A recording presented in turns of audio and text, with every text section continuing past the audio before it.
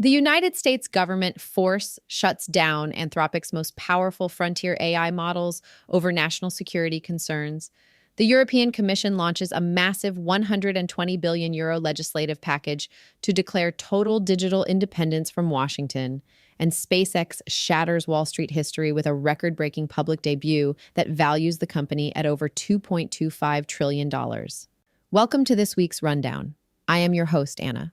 This podcast is researched and produced by Etienne Newman, senior software engineer from Université Laval, based in Calgary, Alberta. Today, we perform a forensic autopsy on the sovereignty clash and the infrastructure Cold War for the week ending June 14th, 2026. The global artificial intelligence industry has officially collided with the hard boundaries of state power. In a sudden escalation, the U.S. Department of Commerce issued an unprecedented export control directive ordering Anthropic to immediately cut off foreign access to its newly released Fable 5 and Mythos 5 models. Because the lab could not isolate foreign nationals from domestic users in real time, Anthropic was forced to shut down its strongest models globally, setting a chilling industry precedent of state-mandated product liquidation. This shockwave instantly shifted the geopolitical balance in Europe. The European Commission has weaponized this blackout to fast-track its technological sovereignty package, a sweeping legislative mandate designed to build insulated, state-audited open-source infrastructure and mobilize 120 billion euros to break Europe's total dependence on American tech monopolies. Before we break down the telemetry of this conflict, I have a brief strategic request. The algorithms governing the app you are listening on right now dictate what intelligence reaches your feed. To ensure you never miss our weekly forensic autopsies, please hit follow or subscribe to the DJAMGAMIND channel on Apple Podcasts to always listen completely ads-free. It takes just 1 second, but it directly enables independent, unfiltered tech journalism. Let's unpack the data. You know, we used to think of the internet as this invisible, borderless ocean. You drop a piece of data into the water on one side of the world and it just instantly ripples across to the other. Right, yeah. It felt like a fundamental law of physics. But today, it feels more like someone is dropping massive concrete walls right into the middle of that ocean, carving it up into separate, highly guarded swimming pools. That is exactly what's happening. So welcome to the Deep Dive on behalf of the DJAMGAMIND Intelligence Channel. Today, we are looking at a massive stack of news from June 2026, and we are officially declaring that the sovereignty era has begun. It's here. And just a quick reminder for you listening, this deep dive is researched and produced by Etienne Newman, a senior software engineer from Canada. Make sure you hit subscribe to the DJAMGAMIND channel for daily deep dives and specials. Yeah, and it is a profound shift we're witnessing right now. If you look at this incredible stack of sources we have for this week, the overriding theme is undeniable. The unified global AI internet, as we once understood it, is just completely dead. Yeah, and for you, the listener, this isn't just some high-level geopolitical theory that you can ignore. This matters because your data, your investments, your retirement portfolios and the daily apps you rely on, they're all suddenly caught in this massive economic and political tug-of-war. Absolutely. Here, let's unpack this, starting with the absolute biggest shockwave of the week. The U.S. Department of Commerce, specifically led by Secretary Letnick, forced Anthropic to pull its frontier models, Fable 5 and Mythos 5, completely offline for all foreign nationals globally. Yeah, that was wild. At 5:21 p.m. Eastern, Anthropic just received a direct export control directive, and the government cited unspecified national security authorities. Right. Now, the core issue driving this seems to be a suspected jailbreak method. Wait, and a jailbreak, just so we are all on the same page, is essentially a psychological trick you play on an AI, right? You feed it a highly specific prompt that confuses its programming and makes it, ignore its own safety guardrails. Exactly. Allowing it to generate restricted code or, worse, dangerous instructions. Precisely. So the U.S. government suspected someone found a severe jailbreak for these new models. But here's the critical logistical hurdle that caused the actual blackout. Anthropic's server architecture couldn't cleanly separate foreign nationals from U.S. citizens in real time. Oh, wow. Yeah, they couldn't just filter out the bad actors. So because they couldn't filter the traffic, they had to shut it down for literally everyone outside the U.S. Everyone. It's like having an emergency kill switch on a global utility. Imagine if the U.S. government could just flip a switch and turn off the electricity in Paris or Tokyo or London. If a government can pull a blockbuster model offline overnight, Doesn't that validate every single fear other nations have about relying on American technology? Oh, it absolutely validates it. And we are seeing the global retaliation happen almost instantaneously. Yeah. Let's look at Europe. The European Union watched that Anthropic blackout and immediately accelerated its technological sovereignty package. They introduced the Cloud and AI Development Act, which is known as CADA. CODA, right. And this isn't just a regulatory suggestion. It's a mandatory 4-tier classification system for all cloud and AI infrastructure. And that Tier 4 classification is the one that's absolutely brutal for U.S. companies, isn't it? It is the strictest possible level. Tier 4 mandates full EU ownership and control of the operating company. It requires personnel to have European security clearances, and it completely bans AI inference data from leaving the block. Okay, wait, let's pause on inference data because that's a crucial distinction for people to get. Yeah, go ahead. The training data is the vast library of text the AI learns from, right? But inference data is the actual live interaction. It's the medical symptom you type into the chat or the financial spreadsheet you upload for analysis. Exactly, yes. So banning inference data from leaving means if a French citizen asks a question, that query physically cannot travel across an underwater cable to a server in Virginia. It has to stay in Europe. Exactly. They are systematically isolating European digital infrastructure from Washington's political volatility. And to ensure they actually have the hardware to process that inference data locally, they are pushing the CHIPS Act 2.0, Right. which is a massive 120 billion euro investment to build their own silicon foundries. Okay, so Europe is building this regulatory fortress to keep data in. But China is taking a totally different approach. They aren't just relying on laws. They are building a massive, centralized physical grid. Oh, yeah. Look at this $295 billion network that's 2 trillion yuan that they are rolling out. By 2028, they want to link all scattered computing sites into one unified national grid, and Huawei is slated to provide at least 80% of the core technology. Meanwhile, their Ministry of State Security is actively warning citizens that Western AI models like Anthropic's Claude have built-in backdoors for cyber espionage. Well, if we connect this to the bigger picture, the irony is just staggering. Oh, it's so ironic. The Chinese government is warning its citizens away from Western AI, but U.S. consumers and businesses are actually flocking to cheaper Chinese open-source models. We're seeing massive adoption of DeepSeek V4 Pro and Alibaba's Qwen 3.6 in the West right now. Because they run locally. You can download them onto your own machine and entirely avoid the massive licensing fees of OpenAI and Anthropic. The governments of the world are desperately building these towering digital walls, but the consumers are just, tunneling right under them to save a buck. Exactly. People just want the cheaper option. And speaking of why these governments are so paranoid about data in the first place, there was this hidden story buried in the news this week that completely blew my mind. Do you remember playing Pokemon Go back in 2016? Of course. Millions of people walking around their neighborhoods, scanning the environment with their phone cameras. Right. Well, it turns out those location scans gathered from teenagers just trying to catch a Pikachu were recently utilized by Niantic spin-off, Niantic Spatial, and a drone software firm called Vantor. Yeah, they used that decade-old spatial data to train an AI model for military drones, allowing them to navigate complex environments in war zones where GPS signals are jammed or completely unavailable. I mean, it perfectly encapsulates the modern data paranoia when the structural layout of a suburban park, casually mapped by a kid a decade ago, becomes the foundational training data for autonomous military hardware today. Yeah. You begin to understand why sovereign nations are terrified of data leaving their borders. It's deeply ironic. Governments are fighting tooth and nail over where data lives on Earth, but then Elon Musk is looking at this regulatory nightmare and saying, fine, I won't put my servers in any country at all, I'll put them in orbit. Right. Which brings us to the multi-trillion-dollar infrastructure race. We have to talk about the SpaceX IPO. The initial public offering was historic by every single metric. Historic doesn't even cover it. SpaceX priced their IPO to raise $75 billion.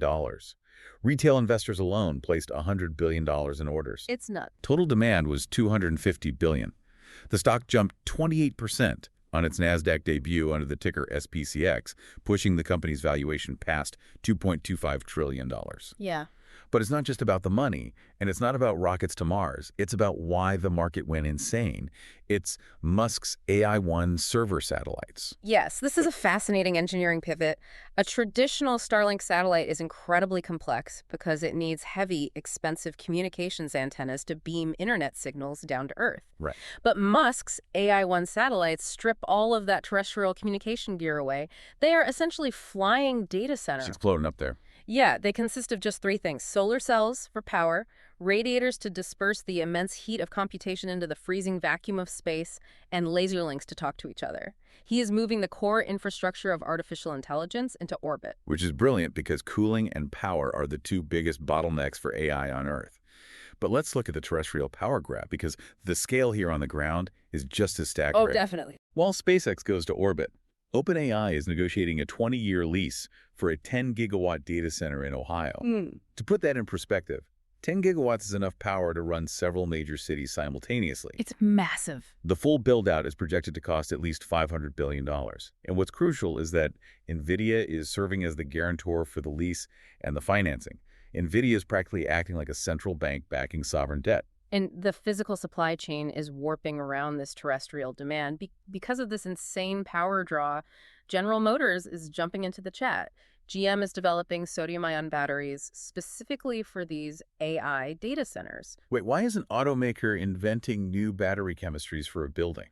Because AI chips run incredibly hot, and traditional lithium-ion batteries, the kind in your phone or electric car, have a nasty habit of catching fire when they are continuously stressed by massive power cycling. So sodium-ion is a heavier material, which makes it terrible for a moving vehicle, but it is substantially cheaper to produce and much safer thermally.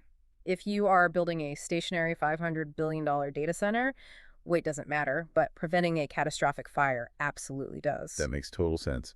And then you have Google courting Samsung to build 2-nanometer components for its next-generation AI chip, which is codenamed Icefish. But there's a massive financial squeeze happening here. These companies are spending like empires, but their realities are catching up to them. OpenAI just confidentially filed for its IPO at an $850 billion valuation right after Anthropic filed at $965 billion. But the race is on. But OpenAI is bleeding cash and is actively considering price cuts to its token charges just to beat Anthropic's enterprise adoption. And right in the middle of this vulnerable IPO window, the regulatory hammer drops. Yes, New York is leading a multi-state attorney general subpoena demanding exhaustive records on OpenAI's deep learning algorithms, their data management practices, and specifically how children are interacting with ChatGPT. It threatens the core of their product design right before they go public. So let me challenge you on this. We're talking about companies building $500 billion data centers. They are launching server satellites into orbit. They are backed by trillions of dollars of capital. Yet they are being subpoenaed by state attorneys general over basic algorithmic design. Who actually holds the leverage here, the sovereign state or the corporate monopoly? The state, ultimately. Yeah. And the courts are showing their teeth to prove it. Just look at the California judge who recently denied Meta and Google a new trial after a jury found them liable for designing platforms that harmed young people. Right. The judge explicitly ruled that Section 230 protections do not cover negligent design choices. And Section 230 is that old 1990s internet law that says a platform isn't legally responsible for what its users post, right? Exactly. For decades, it was a get-out-of-jail-free card. But courts are now saying that protection applies to user content, not the design of the algorithm that pushes that content. The states are proving that no matter how big the data center is, the hardware still has to land on sovereign soil, and the product still has to interact with citizens under the protection of the law. But does it? I mean, we literally just talked about SpaceX putting the hardware in orbit. If OpenAI decides to rent space on a Musk satellite, New York State can subpoena them all they want, but the server is floating in a vacuum outside of any national jurisdiction. The companies can just leave Earth. Well, they can put the compute in space, sure, but the actual economic value extraction still happens on Earth. You can't charge a subscription fee to the vacuum of space. True. The moment that satellite beams the processed data back to a phone in Manhattan, the sovereign state regains its leverage. That is a great point. And that interaction with citizens is changing rapidly, too. As the infrastructure gets locked down, the software itself is fundamentally mutating. Chatbots are officially dead. We are entering the era of the autonomous agent. The shift from conversational AI to agentic AI is profound. OpenAI is essentially collapsing the traditional ChatGPT interface. They are redesigning it into a codex-driven super app. And codex-driven means what, practically, for the listener? So Codex is a specialized system trained specifically on computer code and software interfaces. So a Codex-driven agent doesn't just chat with you or write a poem. It writes actual software scripts in the background to command other apps. Oh, wow. You aren't just talking to it. You are assigning it tasks to execute across your digital life. And it's doing those tasks in the real world with real money. Yeah.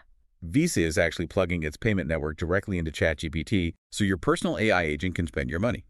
You set a spending cap, and the agent just goes out and buys API access, pays invoices, or does your shopping. Visa is already reporting that 1 in 5 transactions on its network are influenced by what users learn through large language models. It's incredible. And Coinbase just launched an agent using this new Buy 402 open protocol that literally trades crypto for you automatically. The Buy 402 protocol is crucial here. It's essentially a standardized digital language that allows different financial AIs to talk to each other securely without needing a human to click approve on every single transaction. Right. It removes the friction of human oversight. The consumer integration is becoming entirely seamless. Let's look at Apple. For years, Apple Intelligence was struggling, but following a highly secretive early 2025 meeting notably held without Tim Cook present, Apple radically overhauled Siri. For iOS 27, they partnered directly with Google Gemini to power Siri's underlying model. How does that actually change the user experience on an iPhone, though? It introduces full screen awareness. Gemini can literally see the pixels on your phone. If your friend texts you an address in iMessage, the agent reads it, seamlessly opens the Uber app in the background, inputs the address, and books the ride, all invisibly. That's wild. It executes cross-app tasks as if it were a human tapping the screen. And it's not just our phones. I mean, AI is quite literally running the 2026 FIFA World Cup right now. They have optical tracking systems pulling 150 million data points per match.